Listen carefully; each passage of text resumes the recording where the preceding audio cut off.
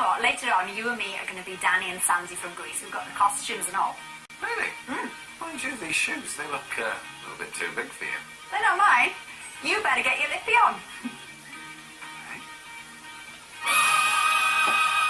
Into the One Show with Matt Baker. And Alex Jones. Tonight's guest, truly international. She grew up in Australia. Yeah, before becoming a superstar in America. It can only be the absolutely gorgeous Olivia Newton-John. There she is! Beautiful! We are so honoured to have you on the show. Thank you for coming in. So, Olivia, which one of these should you be saluting to? You know? No question. Yes! Oh, that one! You can... Loud and proud. You live in Florida now, I live in Florida, and I do love America, so I don't want to be disloyal, but Australia is my heart home. I always call it my heart home, because it's, you know, the place where I feel most at home. I grew up there, and I love it so much, yeah. Okay, and the place that you feel most homesick towards, then, of all of these places. Okay. And now, Olivia, we want you to see a scene that you are responsible for most weekends throughout the UK. That's hordes of hen night pink ladies with their homemade pink jackets on. Honestly, it can be pretty dangerous. Don't say you don't get involved, Matt Baker. Send in photos of the night you dressed up as Sandy or one of the pink ladies from Greece, and we'll show the ones that we want later in the show. We'll also be hearing all about Olivia's new recipe book. There'll be a lot of that throughout the show, so just brace yourself. Anyway, now, speaking of recipes, when you're cooking at home, you know exactly how your meal has been prepared. Yes, but choose to eat out, and your life's in the hands of those you hope have washed theirs. Wales, what are other parts of the UK? Well, Scotland. Can you recall your worst food experience, Olivia? Oh, very easily. Yeah. I was in Miami. It was one of my first times I was in America, and I ate crab. And I was really, really ill. I didn't eat shellfish for like 20 years, and I didn't remember until recently, in fact, until I was asked what it was. But it does because the crab, it just puts you off the food. I never wanted to go near it. But that was my worst. It was a warm day, and it'd been left out, which is the worst. And mayonnaise, of course, is one of the worst things. Right. If it's left out on a warm day, I think with eggs in it. So. Yeah. Okay.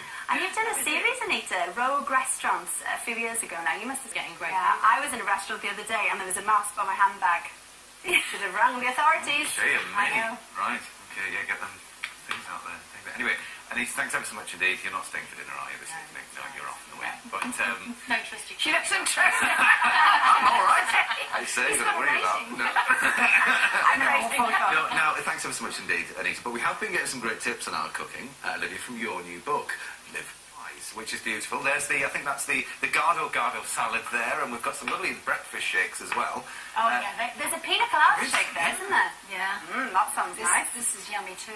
And what about the watermelon gazpacho? That's actually a favourite of people's. That one's turned out to be really popular. Right. Really yummy. And talking of favourites, am I right in saying that you used to cook what we've got in front of us for your daughter? Yes, that's tofu rice, as the kids called it. And I was able to get these young, just preteens to eat this because it was really tasty and easy to eat, and there's a great way of getting protein in them and the veggies. Is it good? It's lovely. Yeah, it's very fresh. Really it's clean. It's exactly it's clean and healthy, and it's very simple and easy to make. The recipes are very easily explained. Yeah, there's not much grease in there. No. Oh. Had to do it. Matt's favorite. Sorry. Like that. Yeah, but it's that one. Yeah. To be fair though, Olivia, I mean, lots of people wouldn't associate you with food, would they? Yeah. No. Where did that all start then? Why did you want to get to the end of a cookbook? You tried to write a few books. I tried to write a few books. This one was easy because it was about food. It wasn't about my life, so it was a little easier. I wrote a children's book once, but I really have no claim to fame with food at all, but I did it with a reason. A lot of people ask me, how do you stay healthy and how do you, look reasonable for your age?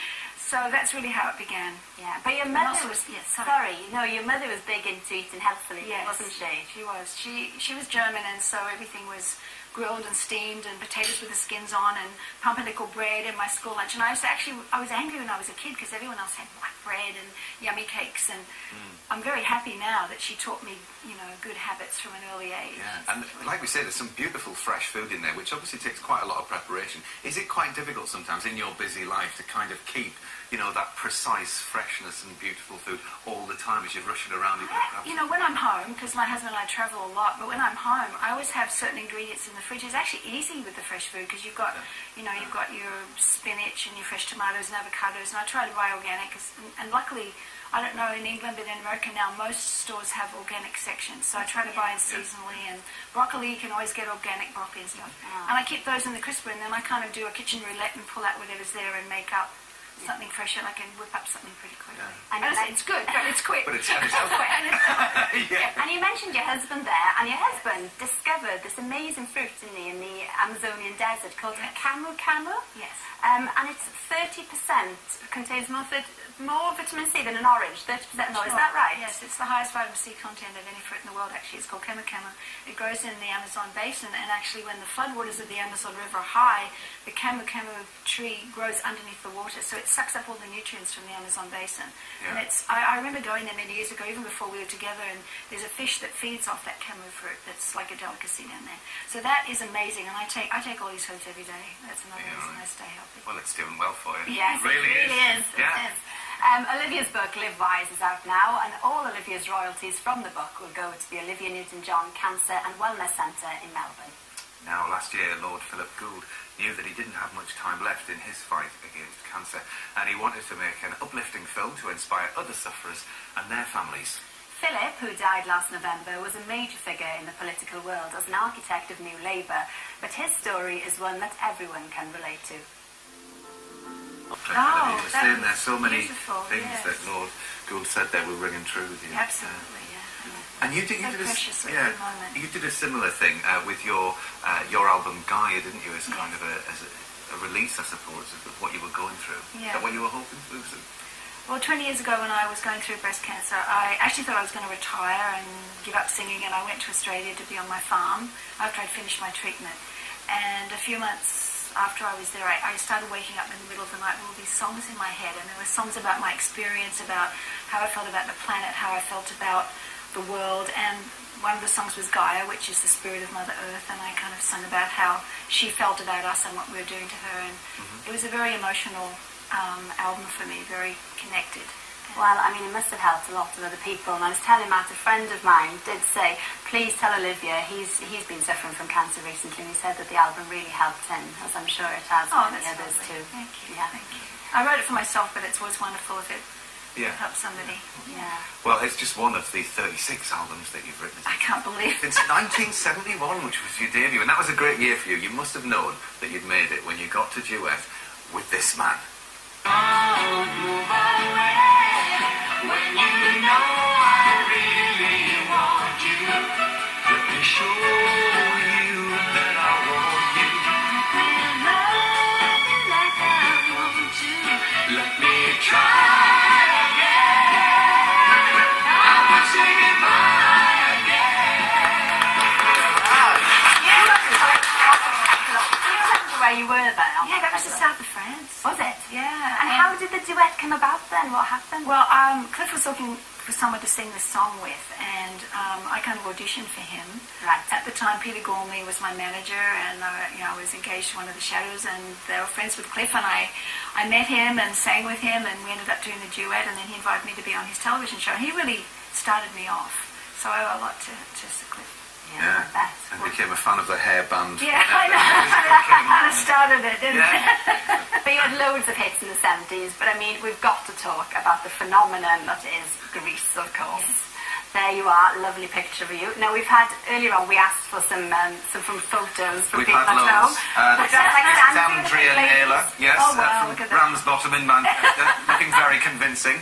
Yeah, here we are, Nicola and Clarissa from Kent, as Rizzo and Frenchie. Good. So cute. Look at the attitude on Good Chihuahua. attitude, yeah, good. Yeah, dressed as Sandy from Grease on a night out. Nancy Barker. And this is Tanya's Hen Week in Benidorm. Not a night, a week. And that's from John in Swansea. It would be from Swansea. Good girls. Yeah. Oh, that's so cute. Now, we did have a little go of our own little tribute, didn't we, earlier on? Yes, we did. But unfortunately, there was a bit of a mix-up with the costumes.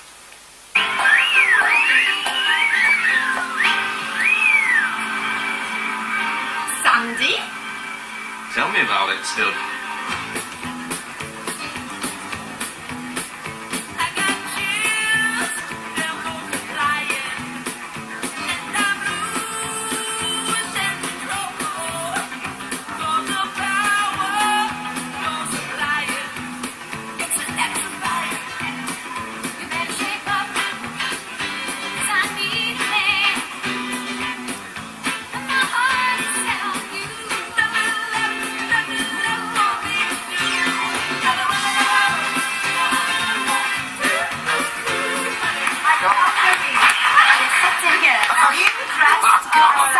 with Olivia Newton-John. I can't there. say that.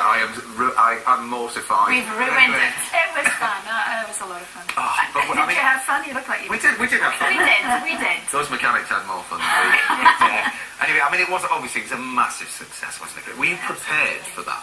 Did you have any idea that it would? Well, I had no idea. I think there's no way you could possibly know that even now, everywhere I go in the world, people ask me about Grease, and it's just an incredible, iconic movie, you know. So I feel very blessed that I'm part of that. And Is it but still there's very no way I knew. In your mind when you were filming it, is it still very, very vivid? I remember parts of it, probably because it's been kept alive by people always asking me about it. You know. But it was a really fun experience, and I think the energy that we had on the set is in the movie, and that's why part of the reason why it was so successful, because there was so much energy, and the producer and the director were always kind of revving us up to have that energy. Yeah. We had great music, and the costumes are funny. In the 50s, it's a great era, and it was a great story, you know, a love story. So Well, it is, and it's a film as well that appeals to all generations. Yeah, I mean, children exactly. now love it, I loved it, you know, my mum loves it. So Yeah. why do you think then it crosses generations? Why do you think people love it so much? Is it because the songs are so catchy? yeah, I think it's very catchy, and people love the 50s too. It's kind of a romantic era, and I think that people can associate with everyone at school. It's kind of, to me, this is almost cartoonish. You know, it's larger than life. It's really colourful, and the music is great. There's some great songs in there. Barry Gibb, John Farrar, plus the original songs that were in there, and the dancing was. It's very infectious and happy. It's a happy movie. But we've got some footage here of the premiere. Now this looks scary, actually. The London one, yes. Yeah, this is the British It premiere. actually was scary because people were jumping on the car. And I was protecting worried, you there. yeah, I was worried they were going to come through the roof. It was quite exciting and scary at the same time. Yeah, I do But I mean, remember that. you and John are actually still in touch, though, aren't you? Yes. Which is really nice. So I think we've got a picture of you, a recent picture. Yes, There we're you at are. a Qantas event because John is a representative. He's an amazing pilot. John flies 747s and everything, and He's got a runway in his garden. yes, Has he? yes, That's what he I lives thought. on a runway, so he has his plane parked in his backyard. Well, how which big always is what this he garden then? It's a pretty Well, big garden. It's not even a garden. It's like the- it's, it's like it's the- concrete. It's concrete because it's a runway. Literally, you look out the dining room and there's a 747, or no, 707 rather. There you So go. it's pretty amazing. Gosh. With a basketball net at the Yeah. garage doorway. Anyway. Well, anyway, if all of that's got you in the mood for a Grease sing-along at home, you'll need to know how to sing a good long note. Yes, Cary Grant has got some brilliant tips for you, so get ready and see how long you can last. 14 to do our show, so I know about having to hold notes. So Yeah. were you doing vocal exercises? Do you still do Yes, them? I do them. They're really Maintain your important, voice. actually, because your voice is a muscle, and it's important to keep it up. And there were years where I wasn't doing it, but now I do vocal lessons all the time. It really helps a lot. So obviously singing is still a big part of your life, Yeah. but your main focus now is a wellness centre, isn't it? That's Yeah, my Cancer and Wellness Centre in Melbourne, which opens in June, so I'm really excited, and that's why I wrote the cookbook, really, is to raise money. It's all going to the Cancer and Wellness Centre, and all about health and well-being, and the Wellness Centre at the hospital will help people who are going through the cancer journey, will help them spiritually and emotionally to get through the journey. So I'm really excited. It's been my dream for many years. Okay, great. Well, Yes, we have got some more photos. I Loads. mean, Yes. we've had hundreds of them come in. do you want to start us? I've got Go one. on. Yes, this is from Nikki, and it says, "My hen party, my friend dressed me up as a surprise. Grease is my favourite film. You never guess." This is Karen getting ready for my sister's 60th. This is Faith and Jenny, the 16th birthday. That's from Amanda. Thank you very much. Right. Oh, look at these two. There you go. Oh, that's a nice one. Me and my husband at my 40th birthday party. That's from Lisa Lane in London. They look good. And this is Phil Potter from Guildford in Surrey. Good lad, Phil. Pink hat. Are we showing this one? Quite a pink lady. This one is Amy Mitchell.